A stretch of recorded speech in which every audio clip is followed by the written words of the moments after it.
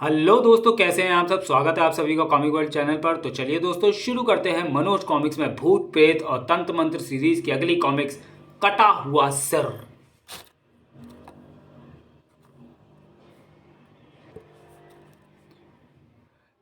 कटा हुआ सिर, लेखक शिव बेम्बी, चित्रांकन संजय अष्टपुत्रे। वर्षों से ध्वस्त और वीरान पड़े एक मंदिर के तहखाने में तांत्रिक भैरव शैतान की मूर्ति के सामने समाधि लगाए बैठा था। अचानक, बोल मेरे मालिक, भैरव को अपराजित और अमर करने वाली सिद्धि कब प्राप्त होगी। फिर उसने अपनी भरी मुट्ठी जलते हुए अलाव में दे मारी। फक, बता मेरे स्वामी। तभी अमरत्व तो देवताओं को भी बड़ी तप साधना के बाद मुश्किल से ही प्राप्त हुआ था भैरव। फिर भला तुम्हें वह कैसे इतनी आसानी से प्राप्त हो सकता है। लेकिन मैं भी तो पिछले 3 जन्मों से तुम्हारी पूजा करता आ रहा हूं स्वामी। अवश्य, इसी कारण तो मेरी अनेकों शक्तियां तुम्हें उपलब्ध हैं और पूर्व जन्म की बातें तुम्हें स्मरण है भैरव। सुनो, अब अपराजित शक्ति प्राप्त करने के लिए तुम्हें अभी मेरी 1.25 लाख माला और जपनी होगी और हर 10,000 माला जपने के बाद एक नर बलि चढ़ानी होगी। इस तरह एक पुरुष चरण पूरा करने के तथा 12 बलि चढ़ाने के बाद तुम जिस सिद्धि को प्राप्त करोगे उससे तुम्हें दुनिया की कोई भी ताकत कभी भी नहीं हरा सकेगी। इसके साथ ही मूर्ति चुप हो गई। मैं ये पुरुष चरण अवश्य पूरा करूंगा। उसी शाम भैरव माला का लेकर जप करने में बैठ गया। 2 दिन बाद 10,000 माला पूरी होने में 1 दिन रह गया है, मगर बलि के लिए अभी तक कोई शिकार नहीं मिला है। तभी वाह, लगता है पहली बलि का प्रबंध हो गया है। अगले पल, कहाँ जा रहे हो बेटा। बालक उसकी सूरत देखकर ही भयभीत हो उठा था। डरो नहीं, लो बिस्कुट खाओ। लेकिन बच्चे ने हाथ नहीं बढ़ाया। डरो मत बेटा, लो खाओ। बालक संकोच छोड़कर बिस्कुट खाने लगा और भैरव ने चारों ओर चौकन्नी निगाहों से देखा। रास्ता साफ है भैरव। बिस्कुट खाते ही बालक को एक चक्कर सा आया और वह बेहोश होकर भैरव की बाहों में झूल गया।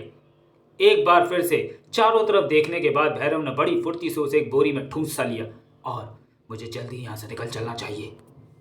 अगली रात 10,000 माला पूरी होने पर भैरव ने उस बेहोश बालक को तिलक किया। स्वामी शैतान की जय हो। फिर फरसे के एक ही बार से उस मासूम बालक का सिर धड़ से काट दिया। खच!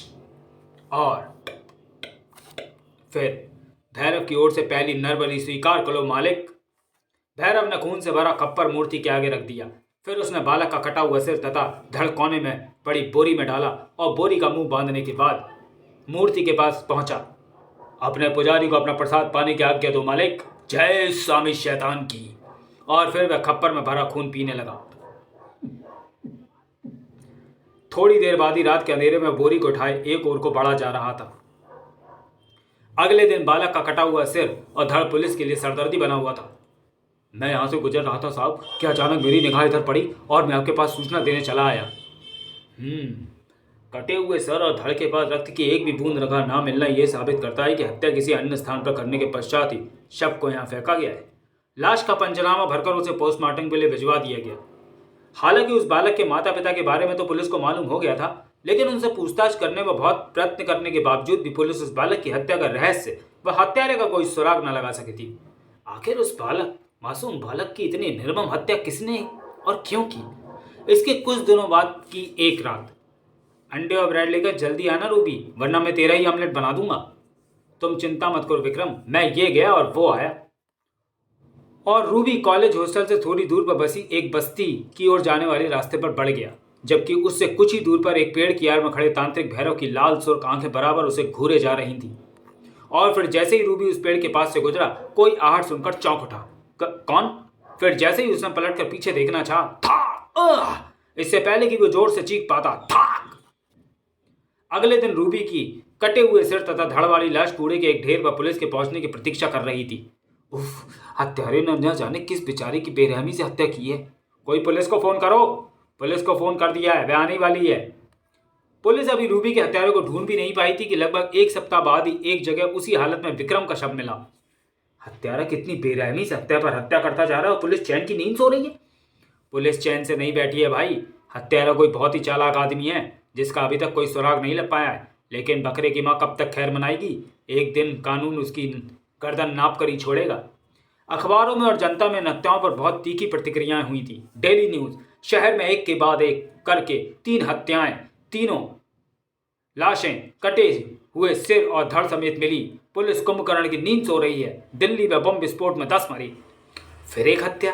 क्या हत्यारा इसी तरह से हत्या पर हत्या करता रहेगा और पुलिस सोती रहेगी? दैनिक जागरण। फिर एक कटे हुए सिर वाला शव मिला। हत्यारा खुलेआम घूम रहा है, पुलिस चैन की बंसी बजा रही है। बिहार में आतंकवाद सिर उठाने लगा।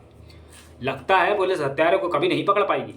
अजय पुलिस खुद हत्यारे के भय के मारे रात को थाने से बाहर नहीं निकलती। फिर नागरिकों को इस बेरहम अज्ञात हत्यारे के भय से कौन मुक्ति दिलाएगा? लेकिन पुलिस चैन से नहीं बैठी थी। उसी रात से पुलिस ने शहर में गश्त और अधिक बढ़ा दी थी। तत्पश्चात 3-4 दिन हत्या की कोई घटना नहीं घटी। घटती भी कैसे? भैरव तो उन दिनों अगली 10,000 माला के जब पर बैठ गया था। लेकिन उधर कॉलेज हॉस्टल के लड़कों को पुलिस द्वारा हत्यारों को जल्दी खोज लिए जाने की कोई उम्मीद नहीं थी। हत्यारे का पहला शिकार एक स्कूल का लड़का था और फिर हमारे कॉलेज हॉस्टल के रूबी और विक्रम। इसका मतलब है हत्यारा फिर हमारे किसी साथी की हत्या कर सकता है। पुलिस के हत्यारे को पकड़ने तक और भी कई हत्याएं हो सकती हैं। हो सकता है उसकी नज़र अब भी हमारे हॉस्टल के छात्रों पर हो। यार, हम लोग अपनी सुरक्षा स्वयं भी तो कर सकते हैं। मगर कैसे? प्रत्येक रात को बारी बारी से 4-5 लड़के छुपकर पहरा दिया करें और हत्यारे दिखाई पड़ते ही उसे दबोच लिया जाए। सभी को यह सुझाव पसंद आया। संजय ठीक कहता है। हाँ, हम हत्यारे को पकड़ कर दिखाएंगे। और इस तरह से सबने मिलकर बारी बारी से पहरा देने वाले प्रस्ताव को पास कर दिया। उधर अगली 10,000 माला पूरी होने वाली थी, इसलिए एक दिन पहले आधी रात के बाद तांत्रिक भैरव मंदिर के तहखाने से निकलकर शिकार के लिए चल पड़ा। आज भी उसी कॉलेज हॉस्टल के किसी छात्र की बलि दूंगा। नौजवान लड़कों का गर्म खून जब मुझे स्वाद लगता है तो स्वामी को तो और भी स्वाद लगता होगा। लेकिन जैसे ही वह शहर की ओर जाने वाली सड़क की ओर बढ़ा, ओह, पुलिस की गाड़ियां गश्त लगा रही हैं। ऐसे में मैं अपना शिकार कैसे ले जा सकूंगा? आज मुझे अपने शिकार को सम्मोहन पाश द्वारा ही यहाँ तक बुलाना होगा। और वह एक एकांत स्थान पर एक पेड़ के नीचे आंखें बंद करके बैठ गया। और फिर उसकी आंखें बंद आंखों के सामने हॉस्टल के एक कमरे का दृश्य घूम गया। तुम्हें तुम्हारा मालिक बुला रहा है। राजपुर रोड की ओर चले आओ। राजपुर रोड की ओर चले आओ। उधर हॉस्टल के कमरे में सोया पड़ा मोहन बुदबुदाने लगा। मैं आ रहा हूँ मालिक, मैं आ रहा हूँ। चले आओ मोहन, चले आओ।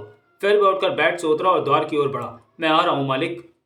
फिर वह द्वार खोलकर बाहर की ओर चल दिया। मैं आ रहा हूँ मालिक। लेकिन जैसे ही वो हॉस्टल की इमारत से बाहर निकलकर पिछली दीवार की ओर बढ़ा, अरे वो देखो, यह मोहन किधर जा रहा है? कुमार, मुझे तो ऐसा लग रहा है जैसे सोते में चल रहा है। तुम ठीक कहते हो गौतम, हमें इसका पीछा करना चाहिए कुमार। हाँ, हम पीछा करेंगे अकबर, लेकिन इससे पहले कि वो कुछ करते। ए मोहन, रुको, ये क्या कर रहे हो? किधर जा रहे हो? मगर तभी वहां से कहीं से वहां एकाएक हवा में तैरती हुई एक खोपड़ी प्रकट हुई। अरे वो देखो! फिर इससे पहले कि वह छात्र कुछ समझ पाते खोपड़ी तीव्र गति से पहरेदार की कनपटी से टकराई। धाक! ओह नहीं! उफ! चौकीदार बेहोश होकर नीचे जा गिरा था।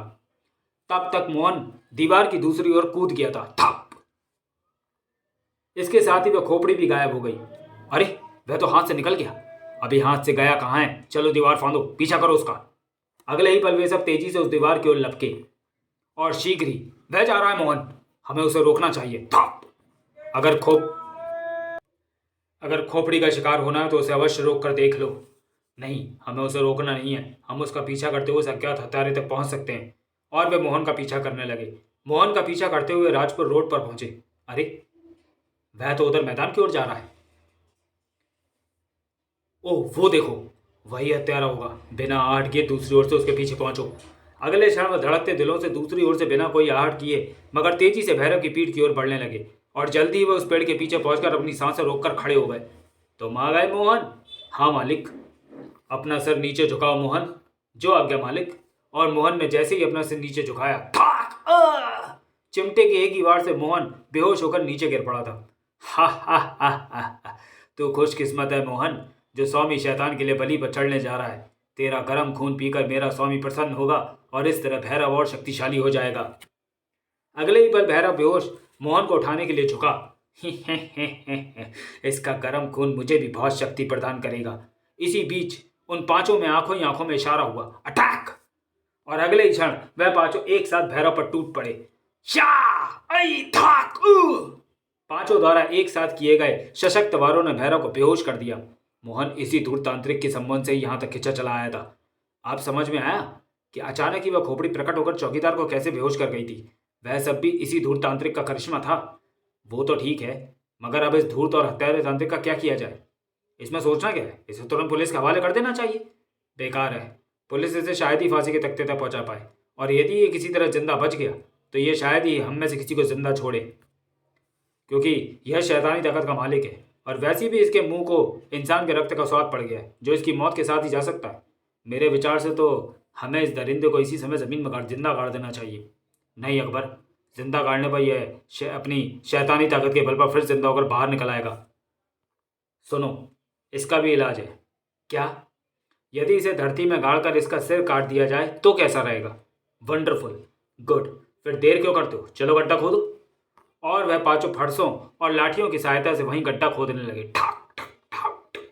गड्ढा खोदकर उन्होंने बेहोश तांत्रिक भैरव के शरीर को उसमें खड़ा करके उसे गर्दन से मिट्टी से पाट दिया। इससे पहले कि यह बेहोश में आए, इसका सिर कलम कर डालू। दूसरे ही क्षण अमर का फरसा तांत्रिक भैरव की गर्दन पर चला और खचाक, तांत्रिक की आधी गर्दन कटकर झूलने लगी। तभी जैसे अचानक कोई आंधी सी उठी। उफ, ये आंधी कहां से चल पड़ी? और उसी क्षण तांत्रिक की बेहोशी टूट गई और तुमने मुझे धोखे से मारना चाहा, मगर अब तुम में से कोई भी जिंदा नहीं बचेगा। देखते क्या हो कुमार, जल्दी से इसका सर पूरी तरह से अलग कर डालो, वरना। तुरंत ही कुमार का फरसे वाला हाथ हवा में उठा और खचाक, मगर तभी भैरव का कटा हुआ सिर बोल उठा। तुम लोगों ने भैरव की शैतानी ताकत को ललकारा है, इसलिए भैरव अब तुम सबसे अपनी मौत का बदला अवश्य लेगा। हा हा हा हा हा। तो चलिए दोस्तों, वीडियो को यहीं समाप्त करते हैं और मिलते हैं कटा हुआ सिर के दूसरे और अंतिम भाग में अगले वीडियो में। तब तक के लिए धन्यवाद।